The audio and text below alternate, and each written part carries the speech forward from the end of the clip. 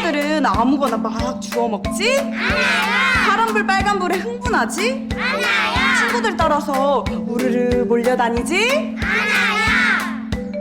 시장이 어려운 주린이가 걱정되신다면 대한민국 주린이 집 이베스트 투자증권.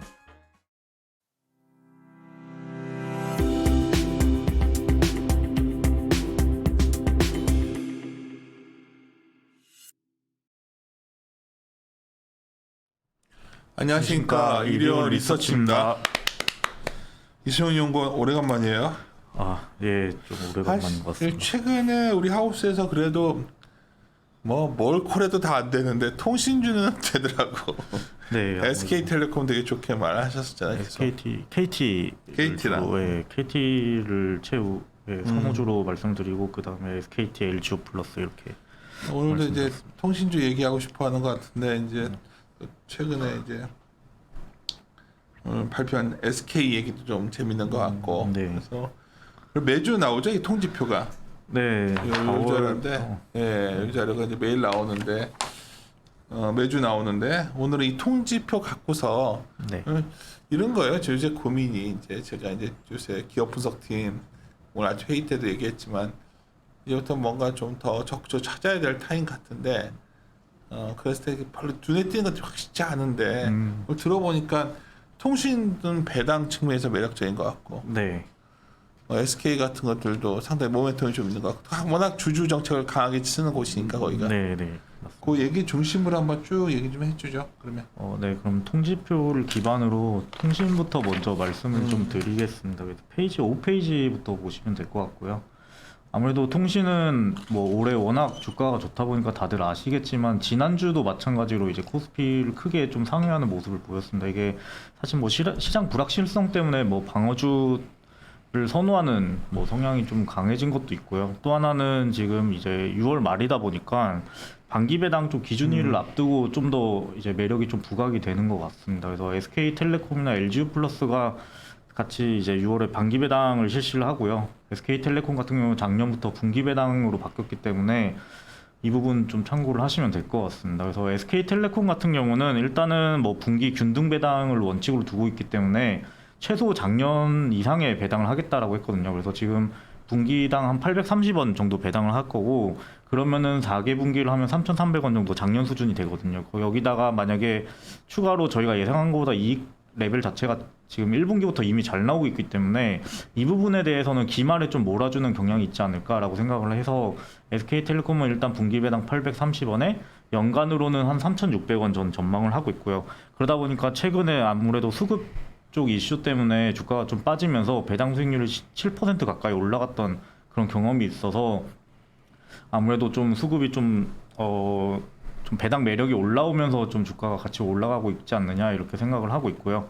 이제 LGU 플러스 같은 경우는 작년부터 반기 배당을 시작을 했고 전체 연간 배당에서 한 40% 정도를 이제 반기에 주겠다라고 했기 때문에 올해 제가 한 700원 정도 배당을 예상을 하고 있거든요. 그래서 이 부분에 한 40%인 250원 정도를 일단 반기 배당으로 예상을 할 수 있다라고 보고 있습니다. 그래서 연간으로 봤을 때는 이제 SK텔레콤이 지금 현 주가 상황으로는 6.6% 정도 수익률 나오고요. KT가 6.2%. 상당히 높대요, SKT. 네, 최근에 주가 빠졌을 때 7% 가까이 갔습니다. 그래서 KT가 6.2%, LGU 플러스가 한 5.2% 정도로 보시면 될 것 같아요. 근데 이제 기관 투자자랑 외인 투자자들을 보면은 매수세가 좀 엇갈립니다. 기관 투자자는 SKT 중심으로 들어오고 있고 외인은 KT 중심으로 들어오고 있는데 아무래도 통신 자체가 외인 지분율 제한이 있기 때문에 이 부분에서 좀 갈리는 것 같아요. 그래서 SKT 같은 경우는 이미 외인 지분 제한이 턱끝까지 차 있는 상태라서 외인은 아무래도 KT에 좀 몰리는 것 같고요. 기관 투자자들은 아무래도 그 부분에선 좀 자유롭고 SKT가 상대적으로 지금 배당 수익률이 많이 올라온 상태이다 보니까 SKT로 좀 쏠리지 않나 이렇게 좀 생각을 하고 있습니다. 그래서 어쨌든 2분기 같은 경우도 1분기랑은 양상이 비슷할 것 같아요. 실적이 일단 단말기 비수기이기 때문에 마케팅 비용에 대한 큰 니즈도 없고 번호 이동이나 기기 변경 시장에서도 좀 비수기다 보니까 비용단에서의 큰 문제가 없는 상태에서 탑라인이 계속 올라가는, 결국은 탑라인은 안정적 성장, 비용은 효율화, 이 프레임이 계속해서 2분기에도 이어지기 때문에 어쨌든 두 자릿수 영업이익 성장 계속 된다라고 봐주시면 될 것 같습니다. 그래서 하반기 같은 경우도 크게 문제될 부분은 없고 다만 신사업 쪽에 좀 성과들을 좀 같이 보시면 좋을 것 같다라고 생각을 하고 있습니다. 그래서 어쨌든 올해 실적 자체가 연간으로 봤을 때도 이익이 두 자릿수 성장이 통신업에선 계속 이어지기 때문에 결국은 이 펀더멘탈 쪽에는 문제가 없기 때문에 사실상 이 배당 수익률 관점에서 봤을 때 하방은 막혀 있다. 그래서 현 시장 상황에서 봤을 때 충분히 매력적으로 계속해서 볼 수밖에 없지 않느냐라고 생각을 하고 있습니다. 그리고 지주 단으로 넘어가서는 이제 지난주에 SK의 자회사인 SK 팜테코가 갖고 있는 SK 바이오텍의 세종 공장을 다녀왔습니다. 이 SK 팜테코 같은 경우가 그림을 보면서 말씀드리면 될 것 같아요. 그래서 페이지 9페이지 보시면 될 것 같고요. 페이지 9페이지에 그림 7번을 보시면은 SK가 이제 SK 팜테코를 100% 정도 들고 있고요.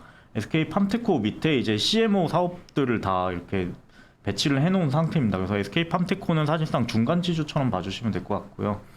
그래서 이 SK 팜테코는 사실상 CMO 사업들을 다 영위를 하고 있습니다. 그래서 좌측에서 보면 합성의약품에 대한 CMO, 그리고 우측에는 이제 작년부터 이제 인수를 통해서 시작한 바이오 CMO 이렇게 나눠진다고 보시면 될 것 같고요.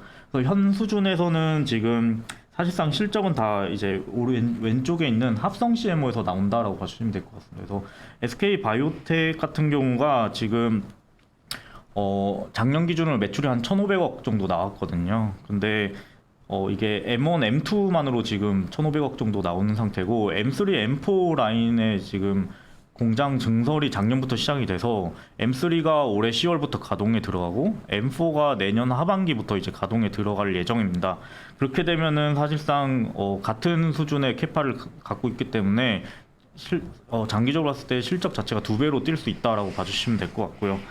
그래서 가동률 상승을 감안하면 한 24년쯤이면 매출이 1,500억에서 3,000억까지 2배로 늘어난다라고 봐주시면 될 것 같고, 이 바이오텍의 강점 자체가 뭐냐면은 바이오텍의 모태가 이제 유공 시절부터 시작을 했거든요. 유공에서 시작해서 SK 이노베이션을 거쳐서 이제 떨어져 나오다 보니까 사실상 정밀화학 쪽에 강점이 있습니다. 이 정밀화학에서 적용됐던 공정들을 이제 그러니까 합성 CMO에 좀 적용을 했고요.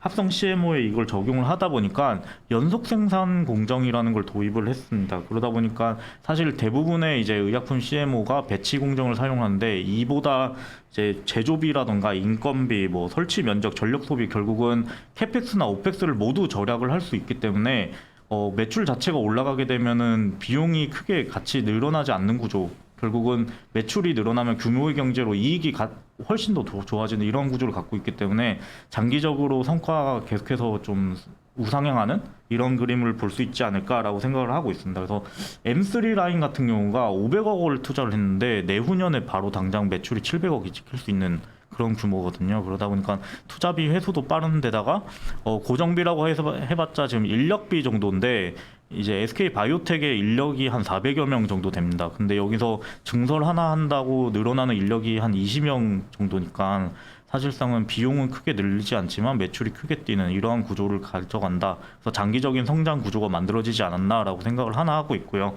그리고 작년부터 좀 공격적인 게 이제 바이오 CMO 쪽으로 좀 눈을 돌려서 이 부분에서 좀 확장을 하고 있습니다. 그래서 프랑스 이포스케시를 이제 70% 정도 지분을 인수를 했고요. 올해 초에 CBM 미국의 이제 바이오 CMO 회사를 지분 투자를 3.5억 달러 정도 했습니다. 그래서 2대 주주로 좀 올라선 상태고요. 이 부분에서 이제 이포스케시가 이 공장이 지금 건설이 되고 있거든요. 이 부분에서 내년부터 이제 상업 가동이 예정되어 있기 때문에 이 상업 가동이 시작이 되면은 유럽 최대 바이오 CMO 공장이 되기 때문에 결국은 새로운 좀 성장 동력까지 장착하지 않았나. 그래서 장기적인 성과도 좀 예상이 된다라는 점에서 긍정적으로 볼 수 있을 것 같습니다. 그래서 어쨌든 SK 지주가 지금 현재 좀 포커싱하고 있는 비상장 자회사, 비상장 사업들이 이런 CMO 사업과 더불어서 이제 지난번에 SK 머티리얼즈 흡사합병하면서 이런 소재단, 반도체 소재단이기 때문에 이 두 가지를 좀 중점으로 계속해서 팔로우하면 좋을 것 같고요. 또 하나는 올해 초기에 이미 뭐 발표하긴 했었지만 주주 환원과 관련해서 이제 얘기들이 많이 나왔었잖아요. 이 부분에서 가장 선도적으로 좀 지주회사 쪽에선 적극적으로 소통하는 회사지 않느냐라고 보고 있습니다. 그래서 올해 초에 이제 1% 정도 이제 자사주를 매년 매입을 하겠다라고 발표를 했고, 거기서 뭐 고려 가능한 옵션으로는 소각까지도 고려한다라고 했기 때문에 어쨌든 지주회사단에서는 이런 사업적인 측면이나 좀 주주 환원 측면에서 가장 매력적인 회사이지 않느냐 이렇게 좀 보고 있습니다. 그래서 계속해서 긍정적으로 볼 수 있을 것 같다라고 정리를 해드릴 수 있을 것 같아요. 오늘 쭉 정리해줘서 듣고 있었는데 이제 5페이지 돌아가 생각해 보면 네. 통신 놓고 보면 지금이 이제 이런 배당 투자의 어쩌면 거의 마지막 기회일 수 있겠네요. 배당 투자의 마지막 아니 마지막보다 지금 저거로 치면 반기? 네, 반기로 보면은 지금 이번 주가 그쵸. 예. 그러니까 마지막에 반기 배당에. 네네. 근데 재밌는 거는 이제 SKT가 되게 관심이 많은데 그건 외국인이 못 사니까 네, SKT는 KT가 좋다. 네, 이 부분은 뭐 추가로 좀 말씀드리면 이게 MSCI 때문이거든요. MSCI가 사실 추종하는 자금들이 워낙 크고 그걸 기준으로 추종을 하는데 MSCI가 중요하게 보는 거는 글로벌 투자자들의 접근성이에요.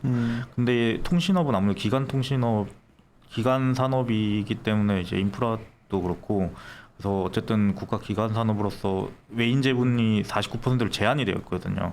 그래서 이게 투자 가능한 유동 비율이 제한되어 있기 때문에 어느 정도 토크까지 차면은 이 MSCI 지수에서 편출이 될 수밖에 없는 그런 거거든요. 그래서 처음에 만약에 통신 업종이 MSCI에 편입이 된다라고 한다면은 분명히 단기적으로 수급이 쏠리면서 이게 긍정적으로 볼 수 있겠지만 이 업황 자체가 좋아서 외인 지분 자체가 계속해서 올라간다고 하면은 추후부터는 편출 리스크로 작용을 하거든요. 그 부분이 SK텔레콤이 작년에도 한번 비중 축소가 일어났었고 올해는 지금 이 상황이라면 8월에 거의 편출이 확정적이기 때문에 이 부분에서 수급이 조금 아쉽긴 하죠. 하지만 지금 어쨌든 기관 투자자랑 외인 투자자들의 수급 차별화가 되고 있고 기관 투자자들은 어쨌든 배당 수익률 측면에서는 가장 매력적이기 때문에 이게 기관 투자들을 어느 정도 커버를 해주고 있다라고 봐주시면 될 것 같아요.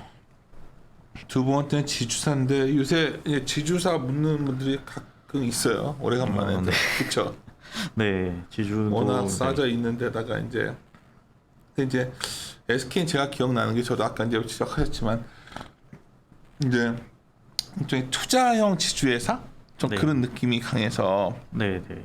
결국 최근에 이제 관심 갖는 게 뭐 이런 자회사들의 성장 가치가 지주사에 반영만 되면 SK는 굉장히 장기적 기대감이 존재하는 기업이면 분명한데 네. 사람들이 의심하는 거죠. 뭐 아까 오늘 SK 팜테크 말씀하셨는데 아주 좋아지면은 저거 상장시키면은 다 띄어지는 거 아니야. 근데 SK가 그렇게는 잘 안 하겠다는 거죠 지금.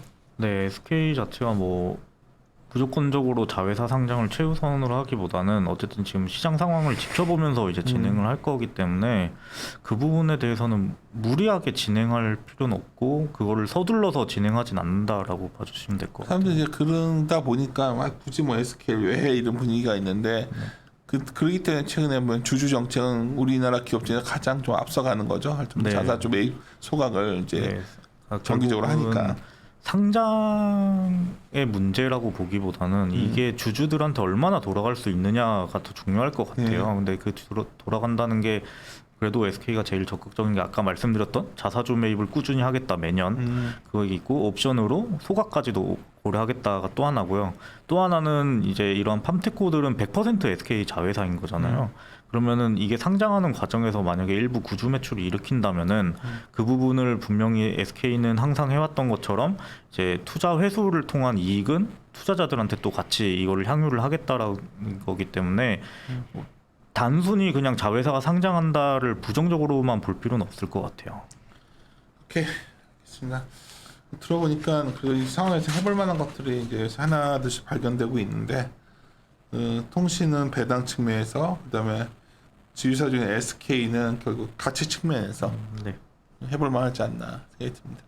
네, 마무리 짓도록 하겠습니다. 함께 고민하시죠.